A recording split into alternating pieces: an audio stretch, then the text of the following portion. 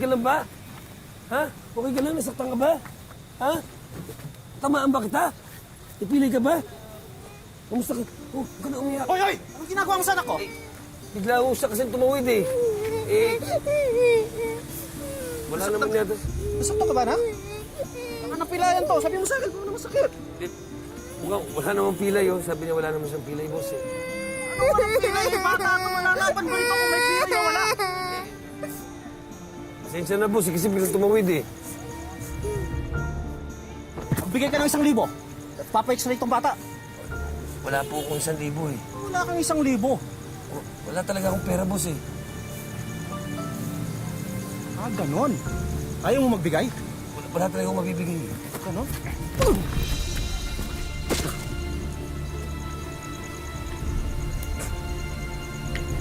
Tago ka, ha?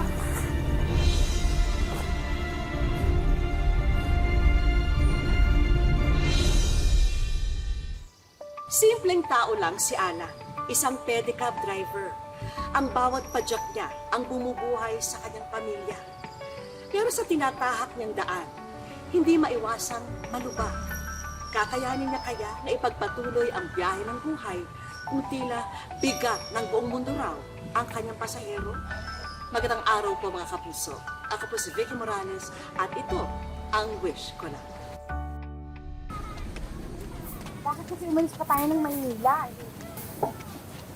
Pasensya na, mahal. Alam mo naman, natanggal ako sa trabaho noon.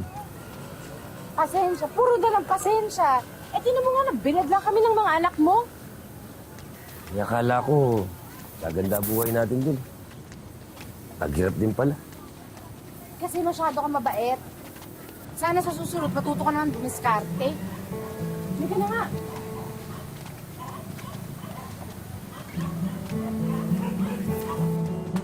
Anong ginagawa niyo rito? Ate, hindi mo ba natanggap yung text ko? Alin? Yung dito kayo titira? Hindi pwede, no? Dave, bakit naman? Kaya nga di ko sinagot yung text mo, di ba? Kasi ibig sabihin, hindi pwede. Ate, saan kami matutulog? Aba, problema niyo na yun. Wala akong pakialam sa kayo matutulog. Teka nga. Hindi lang naman sa'yo iniwan tong bahay na to, ah. Ang alam ko sa inyong dalawa ni Alan, iniwan itong bahay na to. Kaya may karapatan din si Alan sa bahay na yan. Aba, kung gusto mo maghabol, di maghabol ka. Wala akong pakialam. Gagawin ko talaga yan. Ay, di gawin mo. Alam mo na napakagahaman mo nung sinusunan mo lahat ng pamanan. Gahaman ka! Hindi ako gahaman! Ano? Iniwan mo ako! Sandali, ah! Hoy! Alam mo ba, papayag na ako dapat na dito kayo tumira? Pero dahil sa ginawa nitong asawa mo, manigas kayo, matulog kayo sa kalye, wala akong pakialam sa inyo! Hoy! Charlie, lumabas ka! Buksan mo ba? Charlie! Ano ba? Ikaw ano? Hahayaan mo lang siya na ganyan-ganyanin tayo? Hindi mo lang ipaglalaban yung karapatan natin. Saan tayo titira ngayon ng mga anak mo, ha? Saan tayo? Anong kwenta nito? Charlie! Charlie, ano ba? Lumabas ka!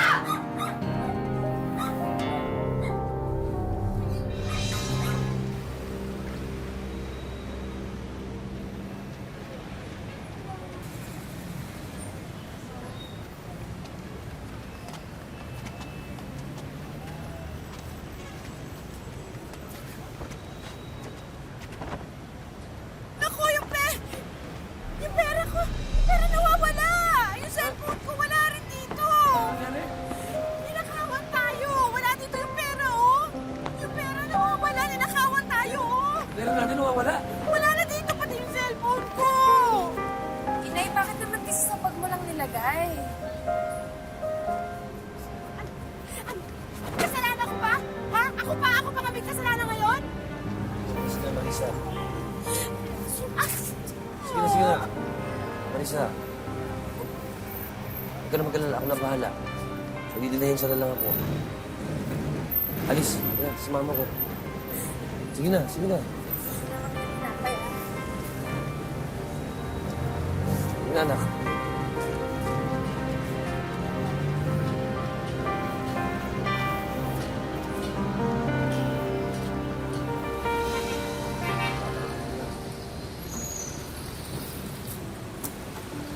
Hoy! Anong ginagawa niyo rito? Teritoryo ko to, ah! Brad. Pasensya na. Pati hindi lang pangangailangan. ka magalala, bukas din ako babalik dito. Hindi, walang pasibisya dito. Akin na yan! Akin na yan! Brad! Akin na yan! Ano ito? Akin na yan! Babalik dito, ha?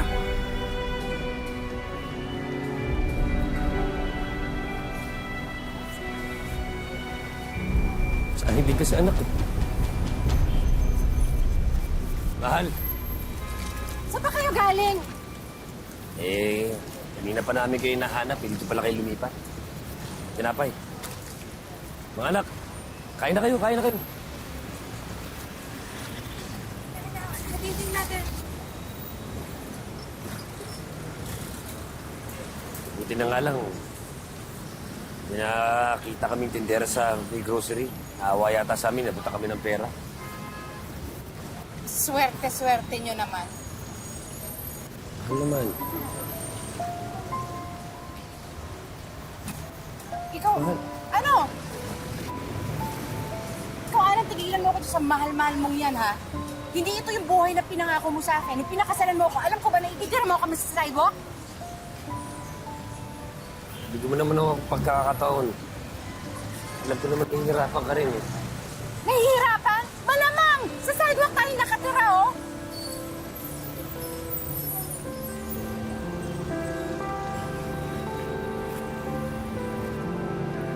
Tira kayo, ah.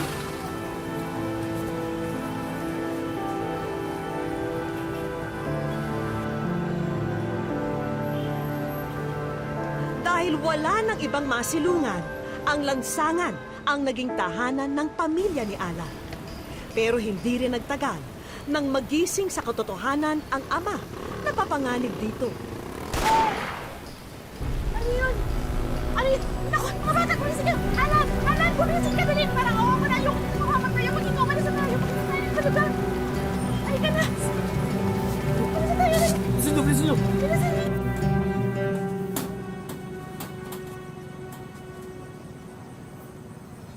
Ate, parang awa mo na. Tulungan mo naman kami.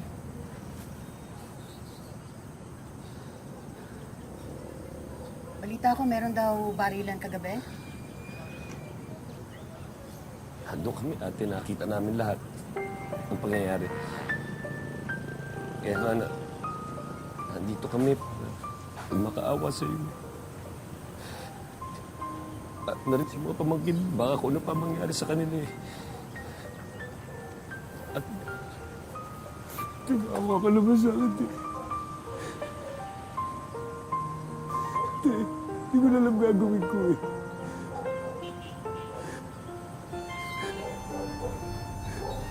Sige na, sige na, sige na. Sige na, pumasok na kayo dun sa loob. Mamaya ako ano pa mangyari sa mga pamangkin ko. Kasalanan ko pa. May mga retaso nga pala nakahoy dun sa likod, tsaka yero. Kumuha ka na lang ng masisilungan nyo, okay? Sige na, Sige po. pumasok na kayo sa loob. Sige na, sige na, sige na. Sige na, sige na.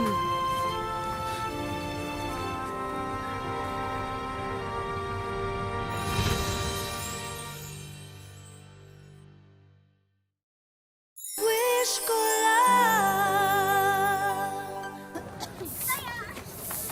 Uy, huwag kayo sa winawalis ko. Uy, ano ba? Tigilan nyo na nga yung kakalaro. Putik mo na nga. Tumulong na lang kayo dito. Tama na yan. Ito na ako. Tay! Ha? Tay, bakit po kayo naka-pedicab? May trabaho na ako. Eh, tinayagan ako ng may-ari nito na ibiyahe ko siya. Swerte ko, di ba? Para sa'yo, swerte na yan. Eh kung sa bagay, sanay ka naman talaga nagpapaalila sa ibang tao, di ba? Kaya bagay ka nga dyan.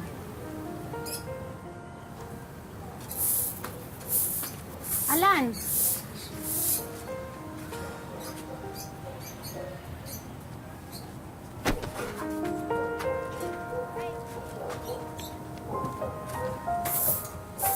Ate, may trabaho na ako. Mabuti naman. Ay, teka muna, Alan. Kasi, napansin ko itong mga anak mo, wala naman masyadong ginagawa dito, di ba? Siguro mas maganda kung tutulungan na lang nila ako sa gawain sa bahay para kahit papaano meron silang pangkain nila, di ba? Sige, sa kanila kung gusto nila. Pwede naman po. Ha? Oo. Sige, di. Sige. O yan. Papasok na ako, ha? O yan. May mga trabaho na rin kayo. Pare-pareho na tayo may trabaho, ha? Sige.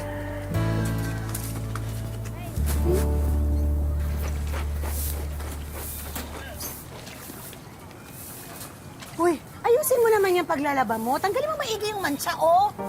Kukuskusin ko naman po yung Ang laki na nito, hindi mo maglaba. Hoy, pigilan mo muna yan. Kuha na mo ako ng tubig. Walang tumutulo dun sa gripo. Bilis! Ayusin mo nga pag-escoba dyan. Kayo naman ang gumagamit dyan, di ba? Kaya nga laging mapanghiyan eh. Pagkatapos ng bilisan mo dun sa labas dahil lumalakas na yung ulan, kuhanin mo yung mga sinampay. Oo nga pala, Alan. Nakausap ko yung classmate ko dati, si Melinda. Tutulungan daw niya ako mag-abroad. Mag-abroad ka? Bakit ka mag-abroad? Bakit? O, di para iahon tayo sa kahirapan. At para hindi na rin inaalila ng kapatid mo itong mga bata. Eh, di ba, mahal ang bayad sa mga yun. Eh, pwede naman natin utangan yung placement eh. Tapos tsaka na lang babayaran pag nandun ako. Paano naman kami? Paano yung mga bata? Alam mo, kaya walang nangyayari sa buhay na to eh. Napakahina ng loob mo. Duwag ka. Kung ikaw, kontento ko na sa pesting buhay na ganito, pues ako hindi. Basta, mag-a-apply ako.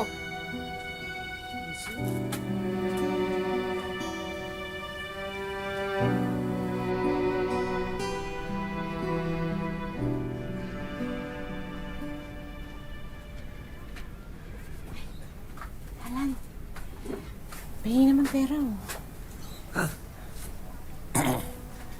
Eh, di ba binigay ko na sa'yo yung kinita ko kahapon? Eh, kulang yun. Baka kasi may kailangan akong bayaran niya. Tsaka alam ko naman may tinatabi ka pa dyan. Sige na.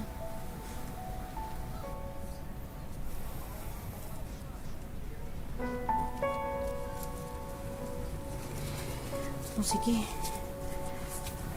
Alis na ako ha.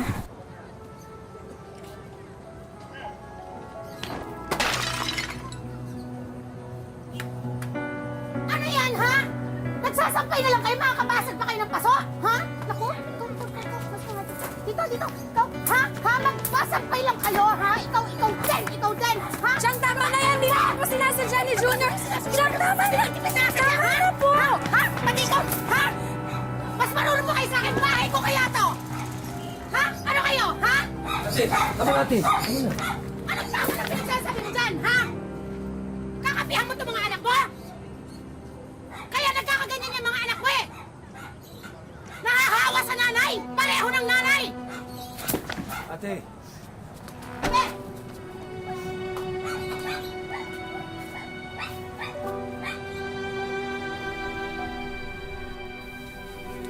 Tay, totoo po ba yung sinabi ni nanay na duwag kayo? Uy, Alma, namang tanong yan. Totoo yun. Duwag ako. Talagang takot ako makipag-away. Takot ako makipag-away kasi takot ako makulong. Dahil kapag makulong ako, eh sino mag-aalaga sa inyo? Ay. Oh, ito na pala nanay niyo. Magmano kayo? Hindi na. Pagod ako. Eh, Alice, maganda mo nga na makakain ng nanay mo. Sige na. Hindi na rin. Busog ako. Kamusta naman lakad mo? Okay naman. Eh, nasa iyo na ba yung mga papeles na sinabi mong makukuha mo ngayong araw na to? Eh, hindi pa nare-release eh.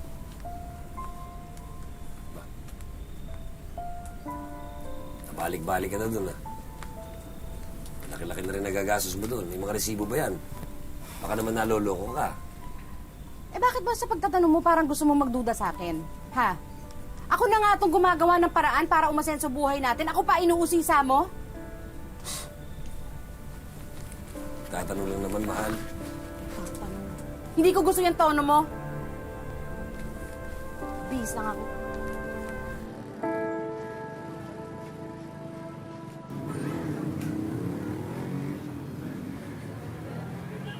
Alan! Pwede ba tayo mag-usap?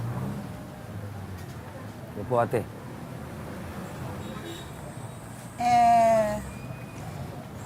Gusto ko lang sanang humingi ng paumanhin doon sa nagawa ko sa mga bata, yung pagpalo ko sa kanila. Susubukan kong huwag na yun maulit. Tama ka naman eh. Nadadamay lang sila sa galit ko kay Marisa.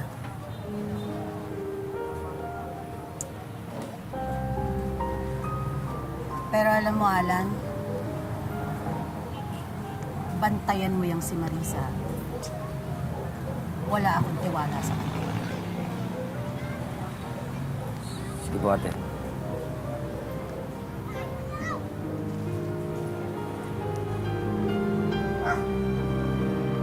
Pasensya na. Sige na.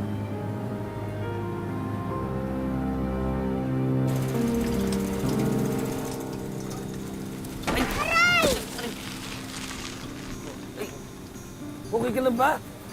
Ha? Okay ka lang? Nasaktan ka ba? Ha? Tamaan ba kita? Ipili ka ba? Kamusta ka? Huwag ka umiyak. Hoy, hoy! Anong ginagawa mo sa anak ko? Bigla ho siya kasi tumawid eh. Wala naman yata. Nasaktan ka ba, na? Baka napilayan to. Sabi mo sa akin, ano masakit? Wala namang pilay oh. Sabi niya wala naman siyang pilay, boss eh.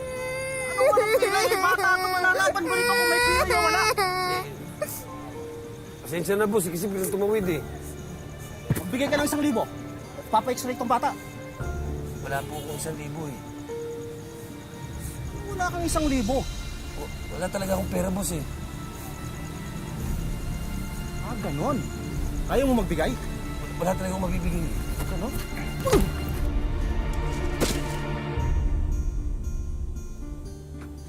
Tayo na nangyari. Wala lang. Problema lang. Anong naging problema? Ang naging problema, hindi naman lumaban yung tatay nyo. Masanay na kayo dahil... Hindi po duwag ang tatay ko. Nay, ayaw lang lumaban ni tatay dahil ayaw niyang makulong. Walang mag-aalaga sa amin. Anong wala? Anong tawag yung sa ginagawa ko? Di ba ako nag-aalaga sa inyo? Hindi po. Lagi nga po kayong wala dito eh. Ah, ganon. Ganon?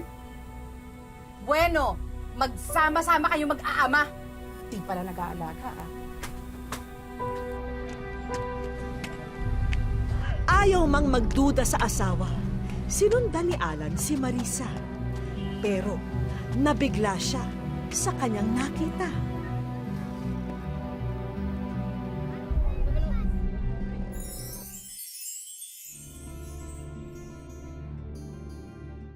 Wish ko lang.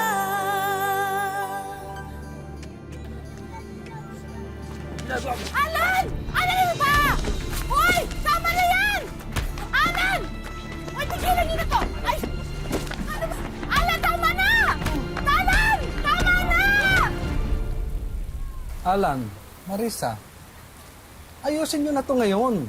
Eh, ano pa ba masasabi ko? Nahuli niya na ako. Eh, pero kapitan, hindi niyo naman ako masisisi eh. Ilang taon ako nagtiis sa lalaking yan.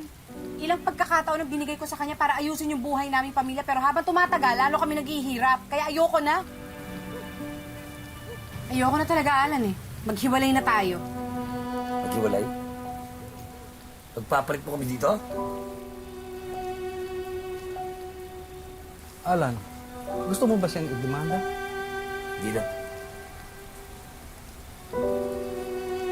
Salamat na lang. Matagal na rin namang di sa parte ng buhay namin.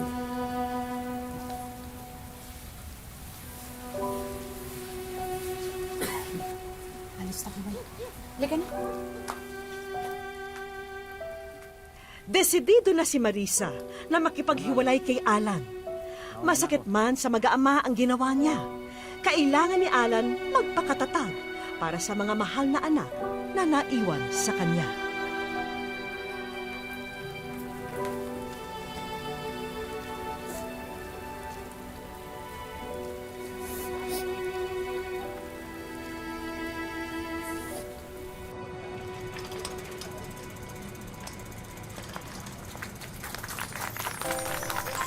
Salamat, salamat! Ha?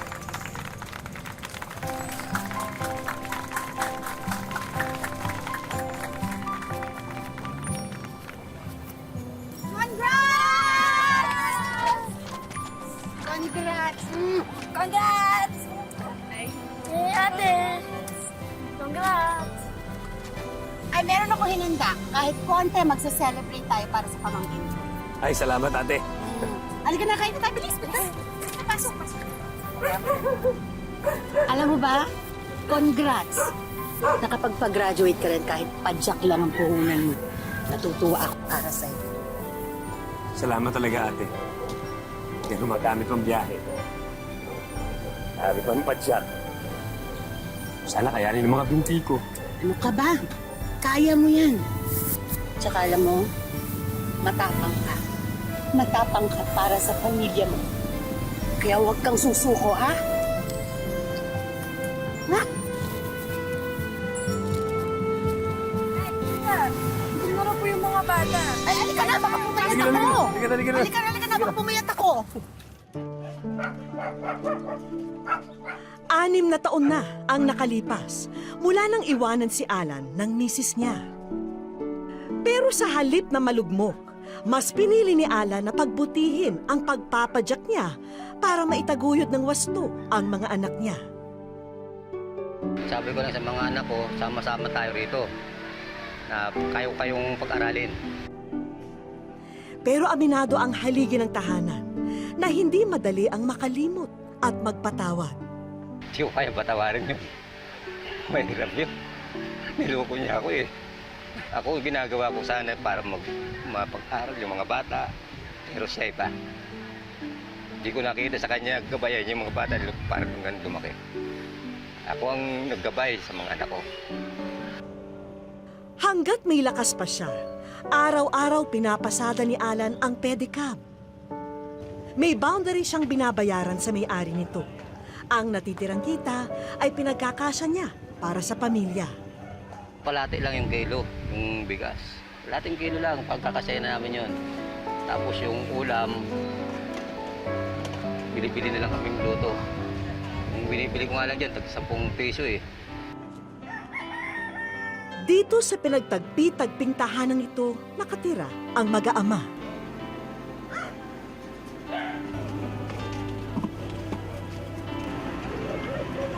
Talagang pag-aaralin niya po kami, pagkain niya po, ibibigay niya pa sa amin. Sobrang bait niya po sa amin. Dahil may asawa na ang nakatatandang kapatid, ramdam ni Alma ang responsibilidad niya bilang anak. Talagang lahat po ginawa niya. Kasi ako lang po talaga yung nakatapos sa amin. Kaya pinilit ko rin po yung sarili ko na makatapos kahit wala po si mama.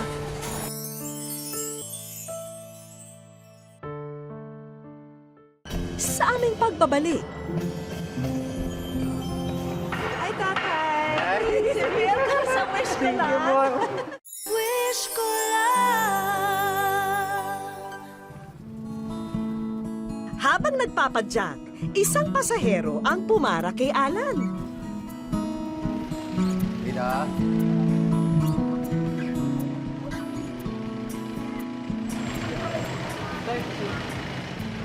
Naiwan ko po ate wallet ko. Tama na lang po. Oh, sige. Meron lang po ako sa kasama. Tatabi ko lang. Niyaya na lang ng kanyang sakay na sumunod si tatay sa loob ng court para ibigay ang bayad. Pero lingid sa kaalaman ni tatay, ang lalaking ito ay aming kakutsaba.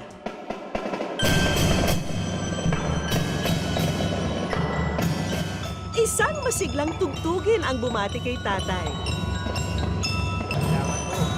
Ako na may excited na makilala at sorpresahin ang ating bida. Hi, tatay! Welcome sa Wish Ko Lang! Anong pakiramdam niyo kayo nasa Wish Ko Lang? Masayang-masaya po. Masaya talaga to. Hindi bilang along biro. Parang totoon to. Masayang-masaya. Pre, hindi ko pala magaganito po ang buhay ko. So ano yung pinaka-wish niyo? Ang wish ko talaga makakaroon sarili ko mag-pedicab ng sarili ko talaga. Hindi na ako nag-boundary. Tapos yung mga anak ko makatapos. Sa puntong ito, pinatawag namin ang mga anak ni Alan. Nasaan mo sila ngayon? Nasa bahay po yun. Nasa bahay? Sige sila?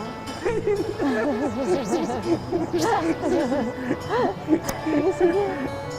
Ito nga yung paborito ko. Ito ba talaga ang buenas sa buhay, ha? Tay, meron ay papakita sa inyo. Tignan niyo ho ito. Pinaalam namin kay Alan ang ginawang pagsulat ng anak na si Alice para sa kanya. Ako po si Alice Buen, taga-Bagong Silangan, Quezon City. Gusto ko po hingi ng tulong ang aking tatay na si Alan Buen. Si Alan Buen ay isang single dad mula ng 2010 dahil nag-asawa ng iba ang aming nanay. Mula noon ay mag-isa niya kaming itinaguyod.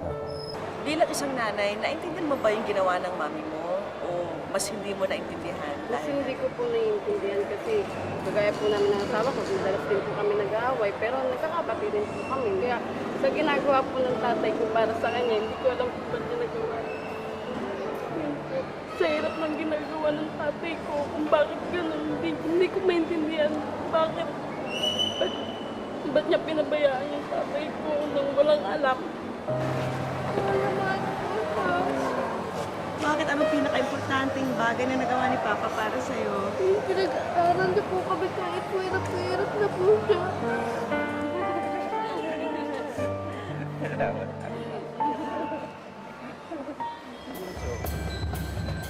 O tay, hudyat na to para magdiwang dahil tignan nyo ang una naming regalo. May sariling pedicab na kayo. Wow! Tay, di ba sabi niyo wish ko ito? Sa inyo na ho yan. Ganda! Gusto niyo i-try? Gusto i-try? Kakaroon ng sarili. Hindi na po boundary. Ito, nagkaroon na akong isa galing sa gusto lang. Number 1 po kayo sa ako. Thank you. Ang saya ko nito. Batid din namin na inaalala nyo ang naiwang bayarin ni Alma sa eskwelahan. Kaya sana makatulong po ito sa inyo. Nako!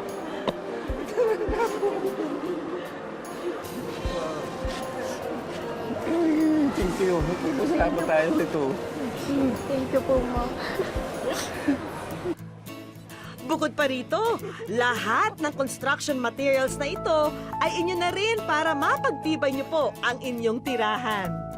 Laking tulong nito. Tila na bunutan ng tinik sa leeg sina Alma nang aking inabot ang college scholarship na handog ng isang kaibigan. Mag-isang itinataguyod ni Alan ang kanyang mga anak. Isang tunay na haligi ng tahanan na may tibay at may tapang na handang isakripisyo ang lahat para sa kanila.